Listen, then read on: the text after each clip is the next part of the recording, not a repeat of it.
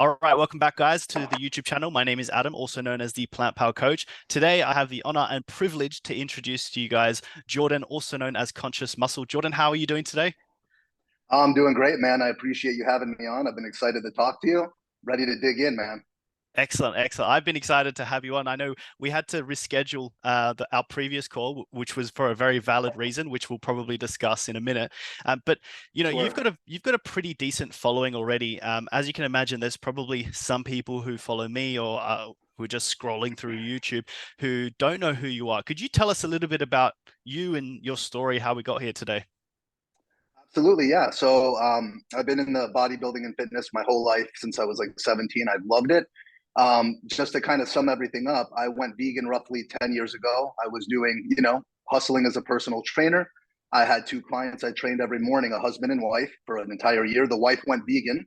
Me and the husband laughed at her, gave her a hard time, literally made fun of her. Like I was such a meathead. Like, come on, this veganism nonsense questions everything I've been conditioned to believe my whole life. And like, bro science goes out the window. So she challenged me by the end of the week to give her a couple paragraphs, not even a page, as to why veganism isn't good for her health. And if she did, she would give me a bonus and not be vegan. I was like, this is easy. End of the week comes around, bro. Cause she knew me. I was a hustler. Like, I'm like, okay, well, I looked at every article, every journal, all the data, and I was like, wow, this is like the best thing for my health, my children, the sustainability of the planet. And then when I really took the blinders off and looked at what factory farming entailed, that sealed the deal. There was no transitioning into it. I was 100% balls to the wall vegan after that. And then a friend told me to start an Instagram. It's fun for fitness to share your stuff. I started doing that. And then as I got more passionate about veganism, I'm like, this is a great platform to like smash stereotypes. So my primary directive on IG became promote veganism, smash stereotypes, show people that you can be muscular, strong, thrive on a plant-based diet. And from there, it just kind of took off. I think when you have an authentic message and a real purpose, it carries a lot of weight and momentum behind it. So that's kind of how I got to where I am today. Now, I coach online full time. I own a vegan supplement company with a partner. And yeah, went from hustle and training to online coach and entrepreneur. That's insane. That's such an interesting story. I don't know many people who have a similar story to that. You mentioned the biggest influence. Well, you've kind of answered my next question, which was what was your biggest influence in regards to veganism? You said your client. Was that kind of the primary thing? Was that kind of like the straw that broke the camel's back, or were there kind of other aspects, like a common one being YouTube videos or seeing studies out there? Was that the main one? No, that was it and only it. I had zero Yeah. interest in veganism, zero interest in it whatsoever. Like most conventional meathead bodybuilders, I thought it was a joke, right? Which is why I do communicate with fellow bodybuilders and powerlifters so well, because I meet them where they're at. I remember being there, So no, after that, it really opened to we all knew what slaughterhouses were, but we really didn't know what happened. So again, I've loved animals my whole life. And then when I really opened my eyes to veganism and what factory farming and animal agriculture entailed, I realized like, no, I say I love animals, but I'm not behaving in a fashion that perpetuates that. So that was Yeah. it for me. So I think like if I could break down this channel into three categories, it would be fitness, it would be plant-based specific nutrition, and I think we can both agree that veganism is not necessarily related to plant-based. It's about the sort of injustice towards animals. So we've touched on the sort of veganism side of things. I'm interested to like what were the biggest influences in regards to your fitness career? Like what got you into going to the gym? Or maybe it wasn't the gym first, maybe it was a sport. And then additionally to that, when you did go plant-based, how yeah, what did that look like? Like, did you go cold turkey? Was it kind of like I went vegetarian first? What did it look like? Sure. So as far as being into bodybuilding and fitness, my father was always very fit, and he just did pull-ups and like crazy things. Like he would fill a sand pair of jeans up with sand and sew it and put it on his shoulders and put me on his shoulders and run up and down the stairs at the beach, like prison workouts. Like because well, he was in prison, and when he got out, he continued that, but different story. So other than that, I grew up in the generation of Stallone and Schwarzenegger, and that's what it was, and that's what we saw growing up. And when I was a teenager, I was boxing, and in this boxing gym, there was a lifting area in the back, and I saw this dude, this big bald dude who looked like Rodney Coleman, walk into the back area with like veins like garden hoses ripping around his arms. And I was like, I just like followed him back there like I just saw a ghost. And I was like, I like poked him. I'm like, hey, can you teach me how to look like you? And he handed me a muscle mag with Lee Priest on the cover that he had with him. He's like, start reading every day, come in and ask me a question. And from there, I fell in love with the sport of bodybuilding and progressed. I've always done it as a hobby. I've never competed, you know, like a bodybuilder. It was, I wanted to be functionally strong and aesthetically fit to my pleasing. I never cared about power or powerlifting. Got into powerlifting over the past couple of years, which has just been a blast. As far as going vegan, absolutely better energy, better recovery. When bulking and eating an abundance of calories, I'm not bloated and sluggish. My skin is better. My blood work is perfect. I used to have high cholesterol, very high, even though I was only eating chicken and fish. Like, go figure, right? But it changed my blood profile, and I feel like overall I'm just a healthier person. I couldn't even tell you what it was like prior not having energy. Do you know what I mean? Mm. I just remember feeling like a month into it, I'm like, I'm waking up in the morning feeling pretty damn good, you know? Mm. Yeah, that's amazing. Yeah, like especially like the story about seeing the guy in the gym. I think a lot of us, like you mentioned before, have that sort of bro. We enter this bro lifestyle, and we end up doing bro splits, and we listen to the biggest guy in the gym, and they don't necessarily know everything, but they're a great kind of gateway to see Yes, results, I think anyway. So I think again, I think you and I can both agree that the way that you train and the way that you eat isn't necessarily going to be the best solution for everyone, especially a beginner. But at the same time, I think many people who are watching this video are very curious to see what your training style and eating looks like right now. So could you give us an idea of what your training split looks like and what your sure. macros look like, if you are tracking them, of course, right now? Yeah, absolutely. So in terms of nutrition, I track all of my nutrition and calories. I don't leave it to intuitive eating because, you know, to know what you're eating, you have to know what you're eating. My diet's really simple. In the morning, I start with a shake, usually 2 scoops of my CM supplements protein, which is like 42 grams, along with fruits, ground chia seeds or flax seeds, and just water or Ripple like protein milk. For snacks throughout the day, again, if I'm on the go, I'll have a shake and a protein bar, something along that, and then I'll have a few prep meals. And it's no different than a traditional bodybuilding diet. It'll be like, let's say, rice, broccoli, and tofu, or seitan, or TVP, or let's say Gardein chicken, right? So essentially, that's it. I have my morning shake, a post-workout shake. I have my 2 to 3 meals portioned that way. And if I want something for dessert, there's tons of like low-calorie popsicles. I'll also make like an ice cream sorbet with protein, frozen fruits, and a little bit of protein milk. So it keeps it very simple. So again, just to kind of sum it up, 5 to 6 feedings per day, 2 of which are shakes, 3 are usually meals, 1 snack. And again, to back to what you said, that's not necessary for everybody. You know, some people only require 120 grams of protein as compared to the 220 I'm taking. And in reference to your question, I'm cutting right now, so I'm keeping my calories at roughly 2,500 calories. Which a lot of people think is low, but it's really not. It's a satiating amount of food. And with that, roughly 200 to 220 grams of protein, the rest from carbohydrates and moderate fats, usually between 50 and 60-ish grams, rest carbs. As far as training, I'm following what would be called, I guess, a power building split. Because I've gotten into powerlifting, I want to incorporate all of my power movements. So I'm doing a 5-day split, chest, tri. Oh, sorry, it starts on Sunday. Sorry, legs, chest, tri, core, back, bi. Then I'll do like shoulders and arms and legs again. So hitting on the entirety of the body and all of I'm still doing, how do I say this? It's different because I do conjugate powerlifting. We have a speed day and a power day. So when I go to do legs, I'll do my max effort squats and deads, followed by quadricep dominant accessories. Likewise, when I do my speed or volume squat day, I'll include primarily hamstring accessories. Hmm. And then for body parts, at least like 12 working sets per body part, just a traditional bodybuilding split. And so it's basically like that: the 3 core movements, squat, bench, and dead, followed by bodybuilding accessories for fiber recruitment for growth. And then because I'm cutting, I'm incorporating 4 days of cardio at 30 minutes right now. Yep. Amazing. And you said like obviously you mentioned you've had a background in bodybuilding, you're doing some powerlifting. Right now, like we're somewhere in between. We're doing a power building sort of training. How long would you need for each of those sports? For bodybuilding, if you were to like prep and say I want to get as big as possible, how long would you give yourself? Is that like a summary thing, or is it? And then powerlifting wise, do you know that you have a competition coming up, and how long would you prep for that?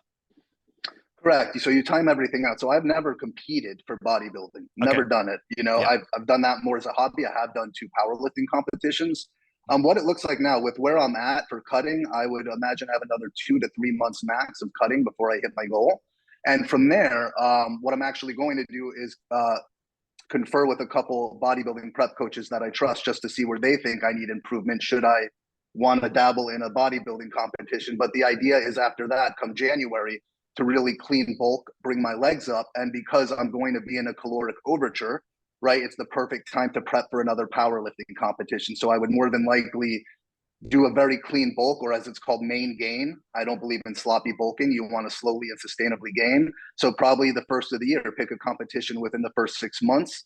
And then once I get there, right, bulked up, powerlifting, I can see where I'm at. And at that point, perhaps cut for a bodybuilding competition. Amazing. And for anyone watching, Jordan is extremely strong. I've been following him for a long, long time. Oh, thanks, man. Again, again, not everyone has to necessarily be doing the type of training you're doing, especially the weight that No, you're training. But could we get a sense of your one rep maxes here? I'd love. I'm sure people watching, they're sure. just wondering how strong you are, especially for powerlifting. So let's Oh start with the gosh, sorry, I keep. SBD. That's fine. Sure. Yeah. So as mentioned, my primary background is bodybuilding, right? So as we know, for the most part, that's building up those glamour muscles. I've never been heavy on squats and deads. I literally never cared how much I could lift. So when people would be like, "How much can you bench?" I'd be like, "I don't know, a Mini Cooper." Like it didn't matter. The idea was to get in your volume and really push yourself to failure for fiber recruitment. So I'll keep it short. When I got into powerlifting, I had a very bad shoulder injury and I couldn't bench 135 on a flat bench, period. I did no flat bench for over a year. If I were to squat or dead, anything close to 315, my back would be destroyed because of bulging discs. Anyways, I got into this amazing powerlifting gym called Gorilla Bench, found an amazing coach there. And I've never worked with a coach. And I realized, a good coach needs to be coachable. You have to be open to different things. So he helped me with my form, got me to someone to do some body work on my shoulder, and helped me out with my bracing and my back. So now, again, for me, these are impressive totals for me. In the world of powerlifting, not an elite lifter, never will be. And I speak because my business partner and best friend with CM Supplements, Marco, is a vegan power lifter. And when you look at those numbers, he weighs 198 and totals 2,000 pounds. The guy's got an 800-pound freaking deadlift. It's ridiculous. So when people come on my comments and see me deadlifting 495 or 500, like that's all you can lift at 220, I'm like, bro, like I'm not here to impress you. If you want to see impressive numbers, like here's my boy's account. But I had to preface with that, right? So my squat right now is 505, my dead is 515, and my bench is 395. I feel like I have a little more in the tank, but again, for me, happy with those numbers.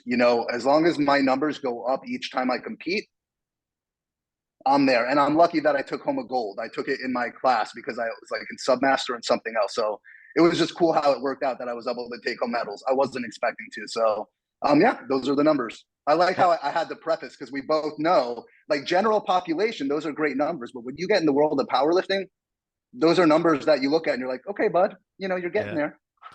I do the same thing. Sometimes I'm super hard on myself, and then I just like realize, hey, I couldn't do this years ago, and I can now do it for reps. Like it's just goes to show, like you're never going to just be linearly progressing. You need to give yourself a chance to grow and develop and all these sorts of things. So I Yeah, really like man. that.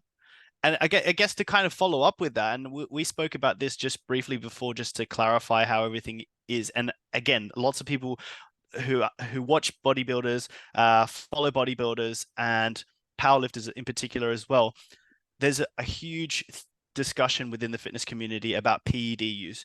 Question to you: are you natural, Jordan? Yeah, for sure. And the thing is, like we talked about, I'm not opposed to PEDs. I don't think it's a source of pride to be a natural athlete. It's a tool of the trade. And if that's what you're doing, you know what it takes as far as nutrition, work, and dedication. My issue with that is, let's say, like we talk about, let's say next year I do my blood work and I have low T. Okay, I'm such a proponent of TRT and hormone replacement therapy. The issue with that is, to the uneducated public, the minute they find that out, veganism goes out the window, and oh, that's how you built your muscle. That's how this and that. So I understand why it's such an issue people skate around. For me, dude, if you want to do it, do it. I recommend being smart. I recommend doing it under a doctor's supervision, right? There's a reason a bioidentical hormone replacement exists. So in reference to your question, but I'm not at all opposed to it. Yeah, no, I think that's great. I think I know so many people who take PEDs, and like you said, it's about doing it the smart way. There's so many kids out there who just kind of find it out and then they just, I don't know, they just buy some random stuff online and they don't exactly know what they're doing. They're not getting their blood checked. And on top of that, a lot of these kids don't even have a foundation of actually training and going to the gym. And I've even had a friend to me who's like, oh yeah, I want to go to the gym, but I'm thinking of just like getting like just taking something just so I can get a head start. And I'm like, what? It's like the opposite way to approach it. Yeah, Yeah, man. you should just build a foundation first, and then once you get to a certain level, then it's kind of like if you have to, that's the time to think about it, Yeah, I mean, just to speak on that, coming up in the world of bodybuilding, I knew many guys in their early 20s, same thing, especially with social media now with like trend twins and this and that. And it's like a cool thing. It used to be like an underground kind of like, hey, we don't talk about that. Now people are just like Mm. between SARMs and pro hormones. And the thing is, coming up, I knew guys in their 20s that were having kidney damage, liver damage. Excuse me for being forward, but their peckers didn't work. Mm. To be a 22-year-old guy with no sex drive, not being able to get an erection, like at what cost? Like, not that Yeah, that's life, but you know what I mean. There are more things than being the biggest guy in the gym. If yeah. you're in this for the long haul, you got to put your health first. So that would be a warning I put out to everyone before considering it. Like, really take a look at the big picture and know what you're getting into. Absolutely. And I want to say here as well, I really appreciate the transparency. And that's something that I really want to do on this channel is have a transparent channel where we talk about things that, first of all, a lot of people don't want to talk about veganism. They don't want to talk about animal rights. And another thing within fitness is that use. So for anyone watching, put in the hard work, spend many, many years, over a decade of training, over a decade of being vegan as well. So, it is possible, right? So thanks for sharing. Absolutely. Exactly. Yeah. So we've spoken about a lot of things here. Like um,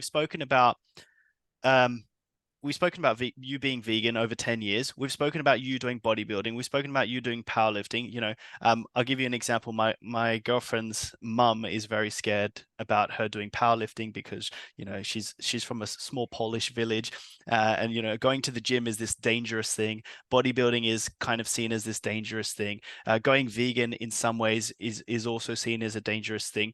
I guess the kind of question here is that how do the people close to you, your friends, your family, your colleagues, how do they feel about your lifestyle based off everything we've discussed so far? I mean, my friends and family love it, man. I grew up rough, and if you were to ask my father, he didn't think I'd make it past my late 20s. Dead or in prison. Had a crazy life. So the fact that I'm healthy, I'm thriving, I have meaningful and purposeful businesses. They're all about it, and everyone's been open to veganism. Again, my best friend and business partner went vegan after I went vegan and fully committed to it before we started the supplement company. And as far as weight training, being dangerous and that, I would disagree when it's done properly. I mean, there's danger when you get in the car every day. There's a risk to benefit ratio to everything. So, what working out does for you in terms of biochemistry and mental health to me is amazing, right? So, that right there is worth it. And then, if you're using good form, for example, powerlifting, I'm sure you've seen guys and women in their 70s, 80s, even 80s putting up deadlifts and stuff. You're strengthening your bones, your joints. Now, don't get me wrong, right? There's balance with everything. You also see bodybuilders and powerlifters that their body is falling apart and they're getting a hip replacement in their mid 40s. So, form above all else and just being careful. But I don't know why your girlfriend's mom is apprehensive, man. They got some big boys and girls in Poland, that part of the world. There's some big, strong people, man. Oh yeah, oh yeah. She's very traditional. Let's just put it that way, Fair enough. Fair enough. Yeah, Fair enough. Yeah. it's a little bit like the media. The media is like, they won't show how all these people become healthy by going to the gym. There'll just be like this one incident where one guy in the gym, he was lifting a little bit too heavy. They'll post that on the news. That's the only thing she sees, right? So it's a little bit kind of like that. My next question is kind of the opposite. Well, we've spoken about the people who are close to you, that you care about, that you love. Um, So how do you handle people outside of your circle? So anti-vegans, those sorts of things, both online and in person. How do you handle them? Because I've seen you make some great reels, some great content. Um, I'm assuming you don't get many in person, but I'm curious to see how you handle these people. Sure, man. So social media at this point, it's comical. I used to respond to everyone. At this point, it's just a joke. As you know, it's not just people that are ignorant and misinformed, but there's general networks of trolls that simply, it's their job. They like literally just leave these comments from multiple accounts. So if I see someone has a genuine comment that might be negative or whatever, maybe I will reply with knowledge and data, right? I'm not here to argue with you and point my finger at you. I'm here to be like, hey, bro, I get it, but you're wrong, and here's why, right? Not just, hey, veganism works. No, here's why it works. Here's why you're able to build muscle in person. I've never had a negative experience in my entire life, and I don't think it's because I'm some like big badass or anything. I just think real world people are respectful, and people don't approach other people like, that's bullshit, you're full of shit, veganism sucks. It never happened. So online constant trolling, in person absolutely never. Yeah. I love that. I love that response. I've had this question to people, and one of the common questions I get is I ignore it. While I can kind of understand it to a certain degree, I really like your response, which is just like, if this person has written a comment and genuinely put some time out there, and if you're able to just at least one comment back, just, like just slip something in which is going to allow them to process it a different way, then that's probably the seed that needs to be planted that is going to open some new doors for that person. And I think that's a better way in some cases than to just ignore the person completely. So I really like that. Absolutely. Yeah. So question, do you have any non-vegan friends in your life? And if so, what do you think of them? Absolutely. I got plenty of non-vegan friends, family. They're garbage. I can't stand them. I wish I didn't know them. No, I'm kidding. They're open to it. They do eat more vegan dishes. They are open to it. I've had friends try that have had digestive issues and stuff. So, I'll totally, try and plant seeds, but at the end of the day, it's the relationships that we cultivate with other people that elicit change. So if I put a bad taste in your mouth, for veganism's putting a bad taste in your mouth, and I don't want that. So I try to keep that in mind, meeting people where they're at, whoever they are. Yeah, absolutely. I had Cassie on the channel, I think. I'm not sure if you do get the chance to go onto the YouTube channel, we've got Cassie, and her partner isn't vegan. And it's kind of one of like, it can kind of seem like a dilemma, but at the same time, it hardly seems like breaking up or ending a relationship or ending a friendship is the solution to the problem. If anything, keeping that relationship might actually be a step in the right direction for the other person in this case. 100% flirt Yeah. to convert. Why not? Exactly. Exactly. So I, Yeah, I I really like that. I've got one more question for you, and it's a bit sure. of a long one, and I want you to process it and then give me your best answer. So, if you could go back and talk to your younger self, or potentially just someone who reminds you of you, what would you say to them based on everything we've discussed today, or from what you just know now? Gosh, man, where to even start? There's a million things, man. A million things. I guess I'll keep it simple, right? When it comes to the fitness journey and veganism, right? Just remember this journey, like any other, is about progress, not perfection. You're going to have good days, bad days, ups and downs, right? It's about putting one foot in front of the other and keeping your goals in front of you. And your best today might not be your best tomorrow, right? And you got to give yourself some grace. You're human. We tend to give the people we love, our family, our friends, all the grace in the world.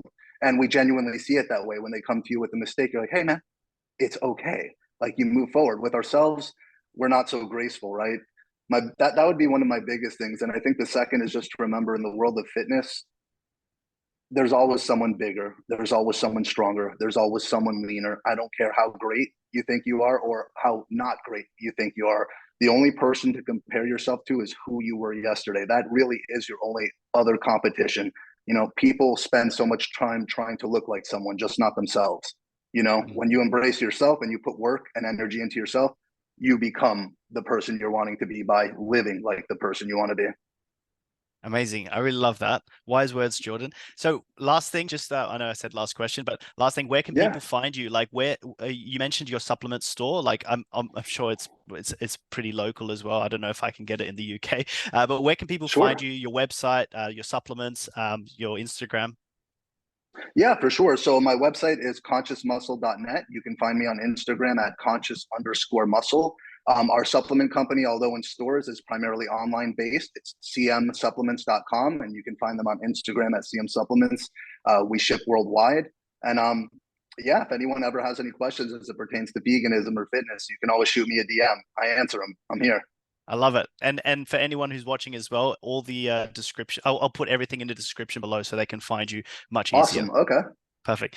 Look, Very cool, Jordan, man. again, I want to appreciate, like, honestly, thank you so much for your time. That's it for us today. And I hope that we get time to do another one in the future. Absolutely. Thank you for having me, man. Awesome. Take care, Jordan. Take care, mate. Take care.